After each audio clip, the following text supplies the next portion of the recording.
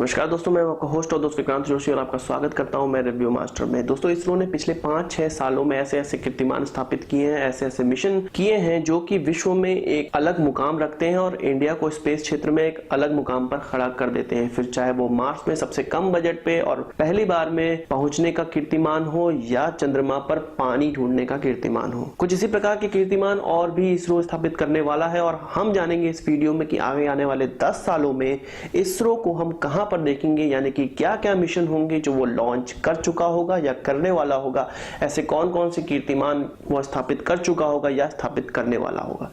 तो चलिए जान लेते हैं। दोस्तों, वीडियो की शुरुआत करने से पहले मैं आपको बता देना चाहता हूं, यदि आप पहली बार मेरे चैनल पे आए हैं तो आप सब्सक्राइबर बटन को क्लिक कर दीजिए और बेल आइकन को भी जरूर क्लिक कर दीजिए ताकि फ्यूचर की जो भी वीडियो मैं अपलोड करूं उसका आपको तुरंत नोटिफिकेशन आए। और डिस्क्रिप्शन में मैंने कुछ लिंक दिए हुए हैं, उसमें मेरी पर्सनल फेसबुक प्रोफाइल है और इंस्टाग्राम प्रोफाइल है। आप चाहे तो मुझे फेसबुक पे फ्रेंड रिक्वेस्ट भेज सकते हैं या इंस्टाग्राम पे फॉलो भी कर सकते हैं। और भी ऐसे लिंक है जो आपके काम आ सकते हैं।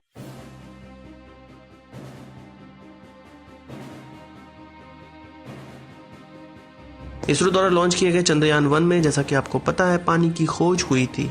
इसी कड़ी को आगे बढ़ाते हुए इसरो चंद्रयान 2 लॉन्च करने वाला है 2017 के फर्स्ट क्वार्टर में। इसका लॉन्च किया जाएगा GSLV के MK3 से और इस मिशन की अवधि होगी पूरे के पूरे 1 साल। इस मिशन में एक ऑर्बिटर भेजा जाएगा, एक लैंडर भेजा जाएगा और एक रोवर भेजा जाएगा। ऑर्बिटर 1 साल तक चांद की कक्षा में घूमता रहेगा। लैंडर का काम यह होगा कि वो रोवर को सेफली चांद की सतह पर उतारे और फिर रोवर वहां पर घूम के चांद की सतह के मिट्टी को इकट्ठा करेगा, वहां की रॉक को इकट्ठा करेगा, एक्सपेरिमेंट करेगा और वापस ऑर्बिटर में यह सारी जानकारी भेजेगा और ऑर्बिटर हमें पृथ्वी पर यह सारी जानकारी भेज देगा। चंद्रयान 2 की पूरी जानकारी देती हुई एक वीडियो मैंने अपलोड की हुई है, आप चाहे तो उसको भी रेफर कर सकते हैं।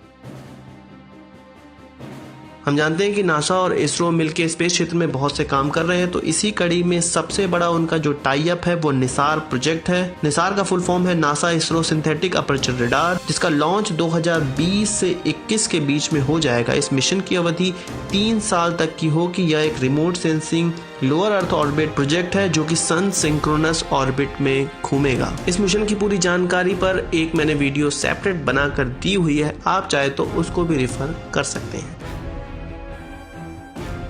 आदित्य L1 प्रोजेक्ट इसरो द्वारा लॉन्च किए जाने वाला सन की पूरी डिटेल लेने वाला एक प्रोजेक्ट है, जिसमें एक 400 किलो की सैटेलाइट लैग्रेंजियन पॉइंट L1 पर ऑर्बिट करेगी, जिसको हेलो ऑर्बिट भी कहा जाता है। यह प्रोजेक्ट 2019 या 2020 तक लॉन्च होगा, जिसको PSLV एक्सेल द्वारा लॉन्च किया जाएगा।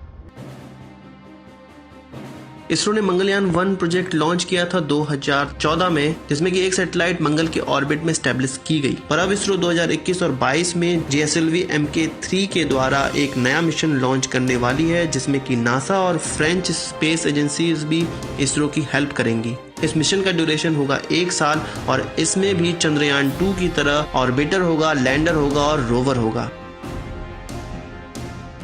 मंगलयान 2 के साथ साथ इसरो शुक्रयान 1 पर भी काम कर रहा है, जिसमें कि नासा हमारी हेल्प करेगा और इसका भी टाइम फ्रेम 2021 से 2022 रखा गया है।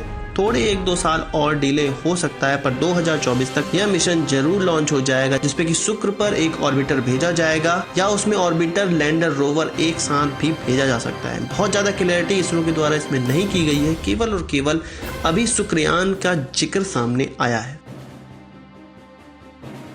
इसरो रीयूजेबल लॉन्च व्हीकल में भी एक कीर्तिमान स्थापित करने वाला है। 2016 में उसने ऑलरेडी इस लॉन्च व्हीकल का मिनी वर्जन का परीक्षण कर लिया है और जल्द ही उसके बड़े वर्जन का भी परीक्षण वो कर लेगा। साथ ही साथ 10 साल के भीतर वो कोई ना कोई प्रोजेक्ट इससे जरूर लॉन्च करेगा, कोई ना कोई सैटेलाइट जरूर लॉन्च करेगा, जिसमें कॉस्ट इतनी कम आएगी कि हम आज के एक प्रोजेक्ट के बजाय 2 प्रोजेक्ट उससे लॉन्च कर पाएंगे। तो इंतजार रहेगा इस रीयूजेबल लॉन्च व्हीकल का, जो कि इसरो के मुझे लगता है सबसे बड़े कारनामों में से एक होगा। तो यह थे सारे प्रोजेक्ट जो कि 10 साल के भीतर इसरो कंप्लीट करने वाला है, या ऐसे विमान जो कि 10 साल के भीतर इसरो को प्राप्त होने वाले हैं।